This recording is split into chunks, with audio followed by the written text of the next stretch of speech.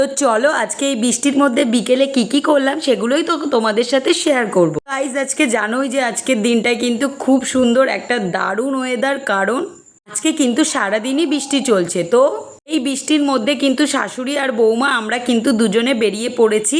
তো চলো কি করব, কি কেনাকাটা করব বা কি কিনবো সেগুলোই কিন্তু তোমাদের সাথে শেয়ার। আর আমি কি করতে বেরিয়েছি সেটা দেখার জন্য কিন্তু আমার পুরো ভিডিওটাই তোমাদের দেখতে হবে। গাইজ জানোই বর্ষাকালে কিন্তু প্রচুর জল হয় রাস্তায়, সেরকম কাদাও হয়। আর সেরকমটাই কিন্তু আমরা কাদা জল পার করেই কিন্তু শাশুড়ি আর বৌমা দুজনেই কিন্তু বেরিয়ে পড়েছি। দেখো অনেক দিন পর এই বিকেলে এই টাইমে বেরোলাম, কারণ তোমাদের দাদা ভাইয়ের সাথে সন্ধ্যার পরে। কিন্তু আজকে কিন্তু আমি অনেক দিন পর বিকেলবেলা আমার শাশুড়ির সাথে আমি বেরিয়ে পড়েছি। আর মাম্মামকে কিন্তু আমি আনি, কারণ এই বৃষ্টির মধ্যে মাম্মামকে আনলে ও বৃষ্টিতে ভিজে যাবে, এই জন্য কিন্তু ওকে তার দাদু ভাই আর বাবার কাছে রেখে এসেছি। খুব বেশি কাজ আমাদের ছিল না, তাই জন্য আর মাম্মামকে আনিনি। তোমরা দেখতেই পাচ্ছ আমি কিন্তু হাবড়া স্টেশনে চলে এসেছি। আর আমাদের বাড়ি থেকে কিন্তু হাবড়া স্টেশন খুব বেশি দূর নয়। আমি কিন্তু হেঁটে আসলে 15 মিনিট লাগে, আর যদি গাড়িতে আসি তাহলে 7 মিনিট লাগে। চলো আমি কি কিনতে এসেছি সেটা এবার তোমাদেরকে বলি।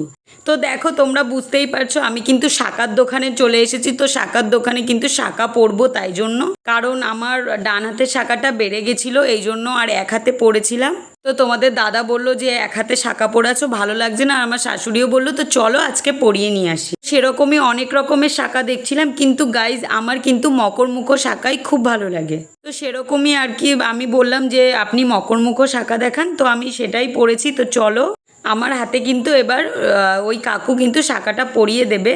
তো গাইজ তোমরাই বলো যে আমার হাতে শাকাটা ঠিক কেমন লাগছে। আর জানো তো আমার হাতটা মানে খুবই ছোট, কিন্তু আমি বললাম যে একটু বড় দিতে, কারণ যাতে শাকাটা খোলা পরা করতে পারি, কারণ আমার শাকা বাঁধানোও মাঝে মাঝে পড়তে হয়, এই জন্য। গাইজ আমি কিন্তু দু হাতেই সুন্দর করে শাকা পরে নিয়েছিলাম।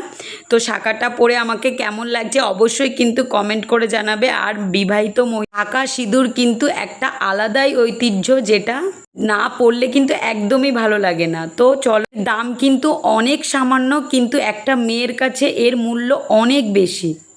ফাইনালি কিন্তু আমার দু হাতের শাকা পরা প্রায় কমপ্লিট। তো চলো তারপর আমি কি করলাম সেগুলোই তোমাদের সাথে শেয়ার করব। তো বৃষ্টির দিনে বেরিয়ে কিন্তু আমার বেশ ভালো লেগেছে, কারণ জানোই তো আমি হাউসওয়াইফ, আমি বেরোই না বাড়ি থেকে, মাঝে মাঝে কিন্তু বেরোলে সত্যিই ভালো লাগে। তো তারপর দেখো কচুরির দোকান চলে এসেছিলাম, আর মাকে বললাম যে আমি কিন্তু কচুরি খাবো। তো মা বললো চলো কচুরি নাও। পর কিন্তু আমি কচুরি নিয়ে নিয়েছিলাম। তারপর মাম্মাম যেহেতু বাড়িতে আছে আমি আর লেট না করে, আর মা কিন্তু ভ্যানে উঠে পড়ো। একটা ভয় ছিল যে বৃষ্টির। যাই হোক আমার ভিডিও কেমন তো অবশ্যই জানাবে। চলো টাটা।